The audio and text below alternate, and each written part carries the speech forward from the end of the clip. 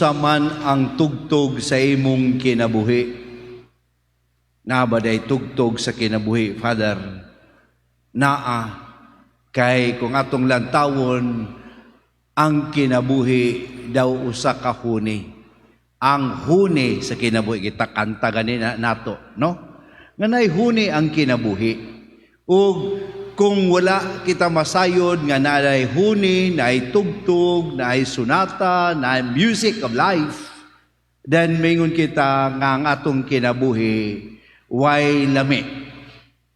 Kay diha gayon makita nato, artistic maybe in its description, but in reality, it is true that there is such thing as music in life. O kini ang ato ma-appreciate ni Kristo. Kanindot yun siya mo-obserbar sa kinabuhi. Nga gingon niya, unsa ang huni sa imong kinabuhi karon. Kay ang iyang sambingay, o ang iyang gitudlo karon nato, mao ang iyang obserbasyon ngadto sa katawhan. Naay huni sa kinabuhi nga dili nila gisakyan. Iyang example si Juan Bautista nga nianhi nga serious kaayo, mupuasa, dili mo inom og bino, anti-social. Og unsay komentaryo nila, giyawaan na siya.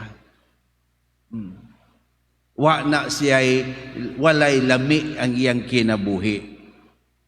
Apan si Jesus sa pag-anhi niya, nakigduyog sa katawhan, ni inom, ni kaon, no? Ni ato sa mga makasasala, unsay ingon nila, nga kini siya, no?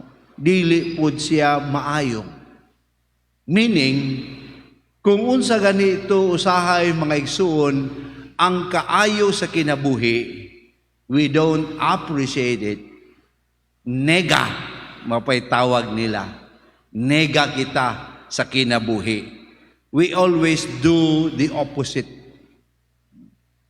Unsay tawag gani nato ng mga tawhana na? Nami ang in English no kay nega kay na siya. Pero kung Cebuano, tawgon na to aning-aning ni tawhana ni. Liki na ni. Kay ngano dili na maka tune up sa huni sa kinabuhi. Apan daghan mga kaigsunan nining atong kinabuhi nining kalibutan nga sila'y huni sa kinabuhi. Pero ang huni nila sa kinabuhi lain og tugtog. Ang ginaingon ni Kristo dinhi mga kaigsunan nga unta sa atong kinabuhi pag ingon nato Kristo hanon, ang huni sa kinabuhi nga ato karon nga puy-an ang huni ni Kristo. Because that identifies us nga di ay kita iya ni Kristo. So wa mingon si Kristo nga ang huni sa akong kinabuhi, upbeat kanunay. Gani kung atong tan-awon ang iyang kinabuhi, grabe ang huni. Naay kalipay, naay kasubo, no? Naay pag-antos, naay kadaugan, daw naay kapildihan. Kining tanan kabahin sa iyang kinabuhi. Ug kita giimbitar sa maong huni diha sa atong pagkabuhi karon. Nga unta mo adto kita sa tune ni Kristo. No? Mudayal kita sa atong kinabuhi ngadto sa istasyon nga makadungog kita sa kinabuhi ug sa tuno sa kinabuhi ni Kristo. Aron diha sa maong tuno sa kinabuhi kita kanunay unta iya kang Kristo. Mabitaw na nga nindot ang encyclical ni Pope Francis nga na-describe nini, no? Unsa ang tuno sa kinabuhi ni Kristo? Unsa iyang huni? The joy of the gospel. The joy of the gospel. Mao na, no?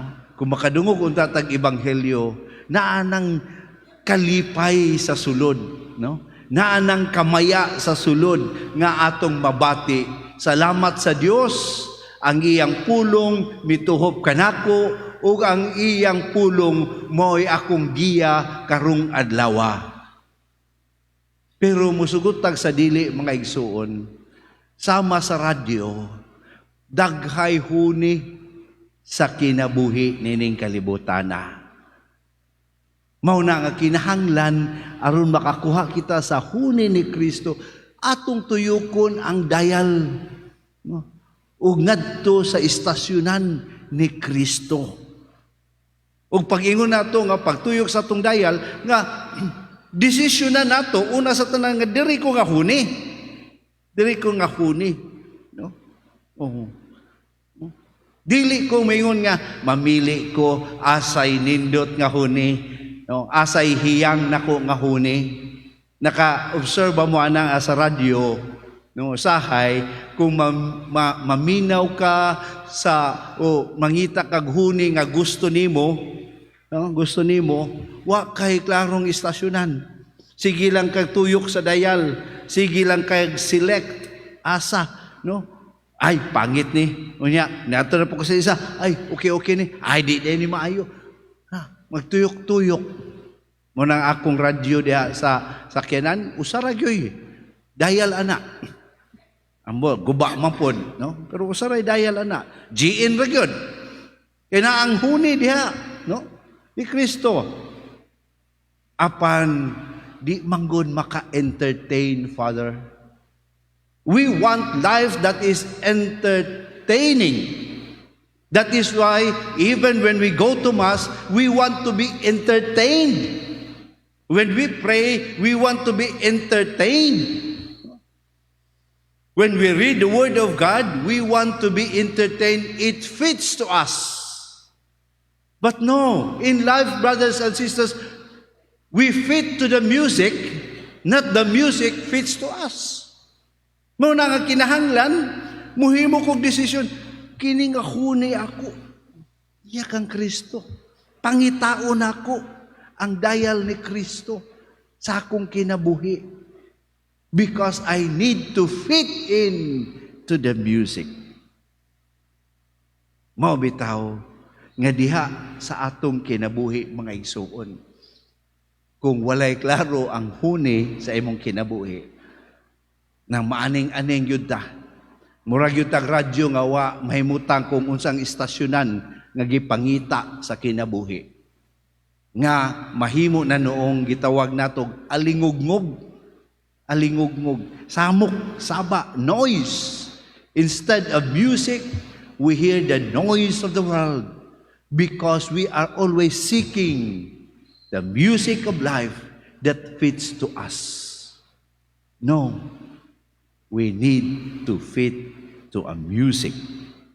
And Jesus is inviting us today. I have the very best music in the world. In life, in fact. Fit into me. Para unta, mahupta nato ang gitawag nato joy of life. Pinaagi sa joy of the gospel. Amen.